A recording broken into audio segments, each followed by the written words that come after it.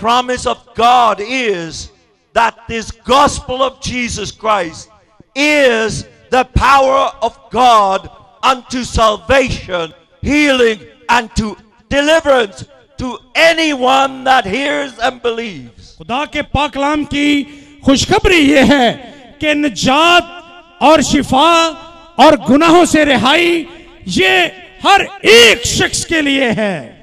Therefore, we pride ourselves with the fact that it does not matter if it's Stephen Steinle, Saber Gul, or any other man or woman preaching the gospel of Jesus Christ. इसलिए हम इस बात पर फख्र करते हैं कि इंजील का पैगाम असल में हकीकत इंजील के पैगाम में है, कुव्वत इंजील के पैगाम में है. इससे कोई फर्क नहीं पड़ता कि इसको स्टेफन स्टैनले सुनाए, साबर गुल सुनाए या कोई और शख्स या कोई खातून इस इंजील की मुनादी करे. As long as it is the word of the living God, the truth written in this book called the Bible, the gospel of Jesus Christ, then if it's preached and believed, it becomes God's power anywhere and through anyone and to anyone. हर एक जगह पर और किसी भी शख्स के वसीले से जब इस इंजील के खालिस पैगाम की मुनादी की जाती है और लोग उस पैगाम को सुनकर उस पर ईमान लाते हैं और यीशु मसीह का इकरार करते हैं, तो फिर इंजील का ये पैगाम उनके अंदर एक बहुत बड़ी कुव्वत बन जाता है जो मोज़ात करता है और लोगों को तब्दील करता है. So tonight it is my great pleasure to introduce to you our dear brothers and sisters here in Pasrur, to introduce you to Mrs. Reverend Nosheen Khan, who will preach the gospel message tonight to you. मैं आज शाम अपने लिए ये बहुत बड़ा अज़ाज़ और इस्तेहकाक समझता हूँ कि आज शाम मैं आपके सामने मिसेस नौशीन खान को मुतारिफ करवाऊं ताकि वो आज शाम इंजील का पैगाम सुनाएं. And you will see the word of the living God is the same word of God, and you will see the power and God's confirmation to that word is the same if it's a man or a woman preaching it. और जब वो इंजील के पैगाम की मुनादी करेंगी तो आप हकीकत में इस बात का तजुर्बा करेंगे कि इंजील के पैगाम को चाहे कोई मर्द सुनाए या चाहे कोई खातून पेश करे, अगर आप इसको गौर से सुनेंगे और इस पर ईमान लाएंगे तो ये आपके लिए कुव्वत और ताकत बन जाएगा. So listen very carefully as Mrs. Nosheen Khan now comes to give you the wonderful message of the gospel of Jesus Christ. Mrs Naushin Khan आती हैं और वो खुदा का पैगाम सुनाती हैं, तो हमारी आपसे दरखास्त है कि आप गौर से खुदावंद के कलाम को सुनिए. After she is done preaching, we will come and pray with you and then pray for your healing. और जब वो पैगाम को खत्म करेंगी तो उसके बाद दोबारा से हम आपके सामने नमूदार होंगे और आपकी शिफा के लिए दुआ So करेंगे. welcome with us, Mrs. Nosheen Khan. आइए हम सब मिलकर उनको खुशामदीद कहें, मिसेस नौशीन खान.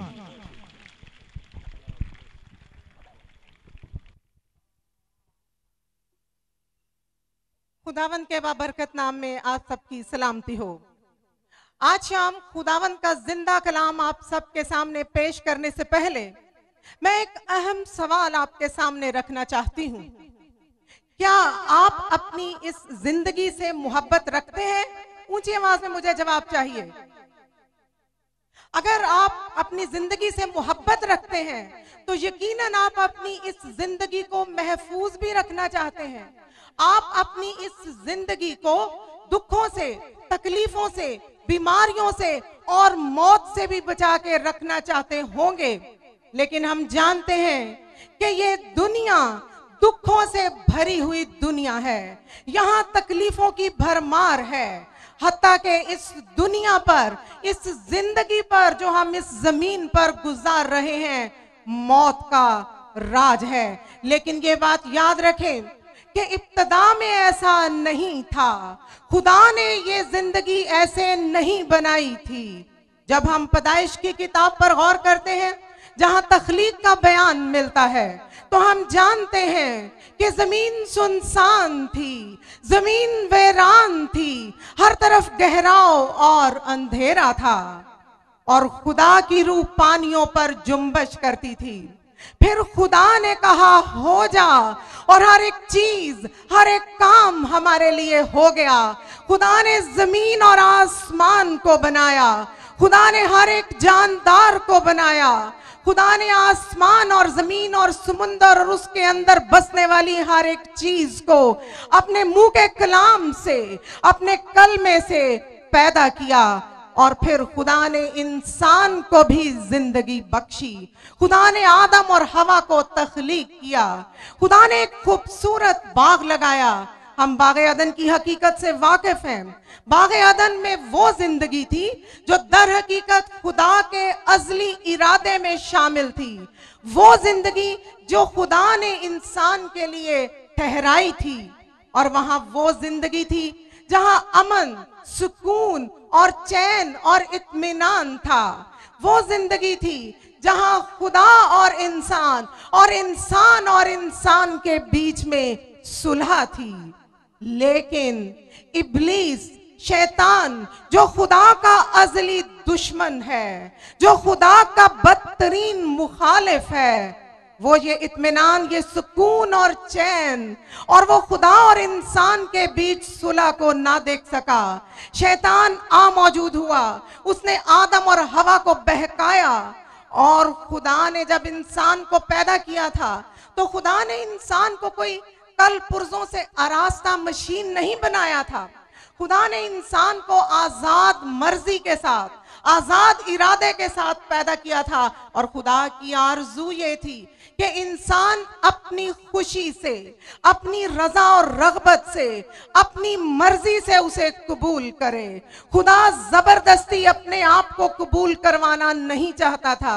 और इस आजाद मर्जी ने इंसान को मजबूर किया कि वो खुदा को छोड़कर इब्लीस की पैरवी करे। और जब गुनाह इस दुनिया में वारिद हो गया, जब गुनाह इस दुनिया में आ गया, तो हर तरह के दुख और दर्द, हर तरह की बीमारी और मौत ने इस दुनिया पर राज करना शुरू कर दिया।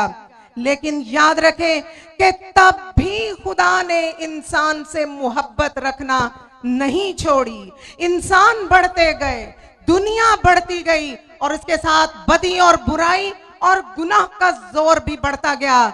लेकिन खुदा का तरस कायम रहा, खुदा की अजली मोहब्बत, उसकी शफकत कायम रही।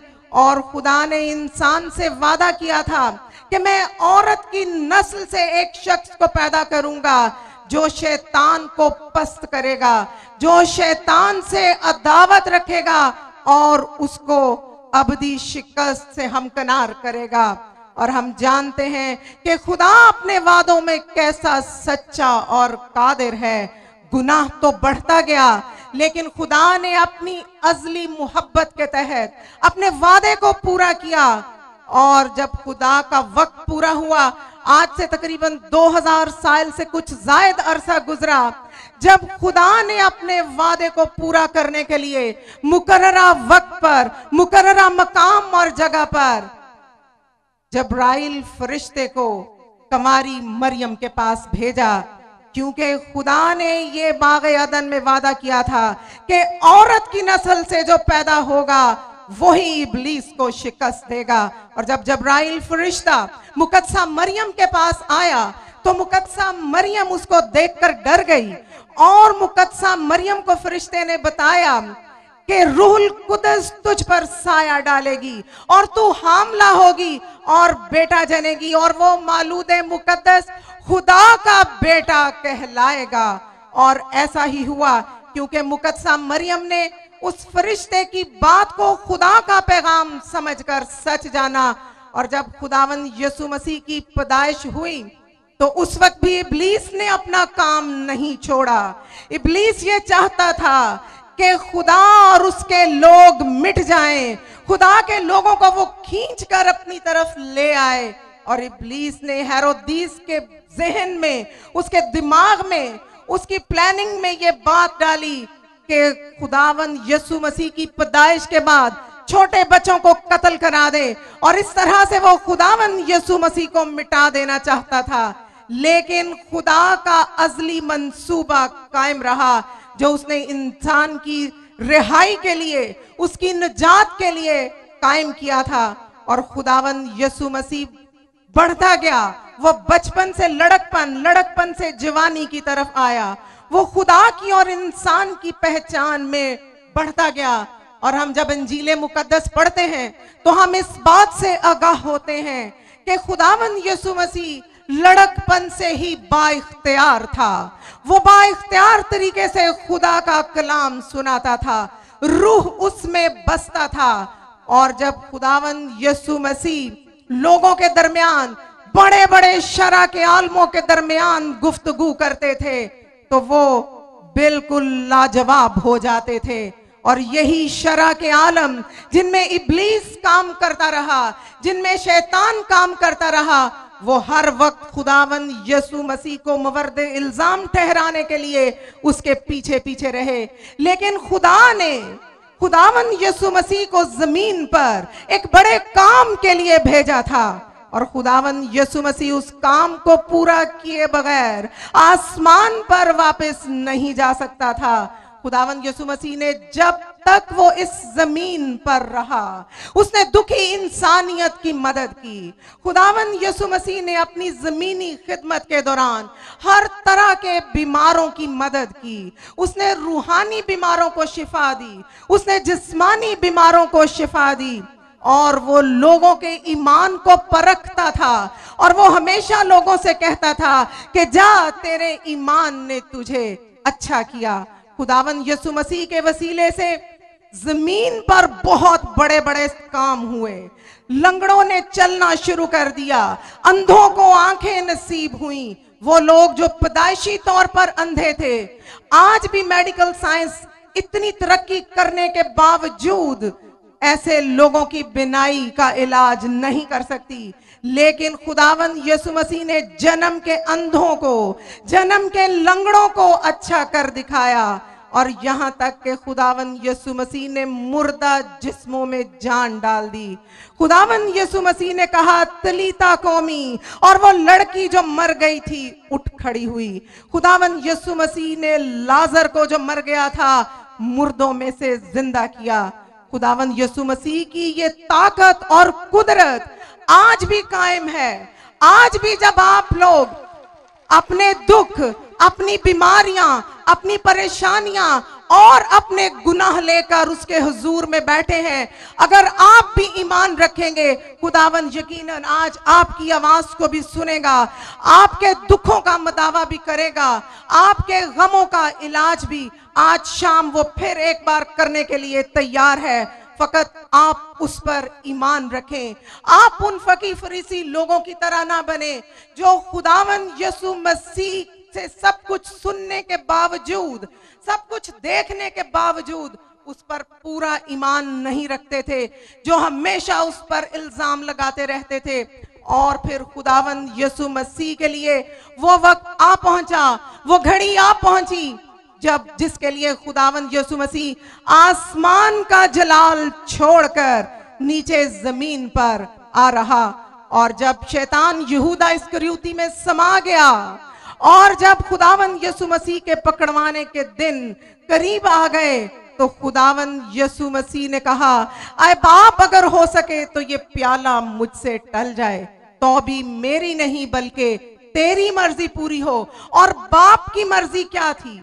बाप की मर्जी ये थी कि खुदावन यीशु मसीह की मसलूबियत के बायस, उसके सलीब पर खून बहाने के बायस मैं और आप गुनाहों से रिहाई पाएं, मैं और आप अपनी मौत से बचाए जाएं, अपनी हलाकत से बचकर हमेशा की जिंदगी में दाखिल किए जाएं। और खुदावंद यीशु मसीह ने ये काम किया। खुदावंद यीशु मसीह जो रूल कुदस की कुदरत से पैदा हुआ, जो खुदा ताला का बेटा कहलाया, और आसमान से खुदा ने भी पुकार कर कहा, तू मेरा प्यारा बेटा है, तुझसे मैं खुश हूं, क्योंकि वो अपने बाप का मुकम्मल ताबे फरमान था। वो अपने बाप की मर्जी को पूरे तौर पर पूरा करना चाहता था, और बाप की मर्जी यही थी कि वो अपने आप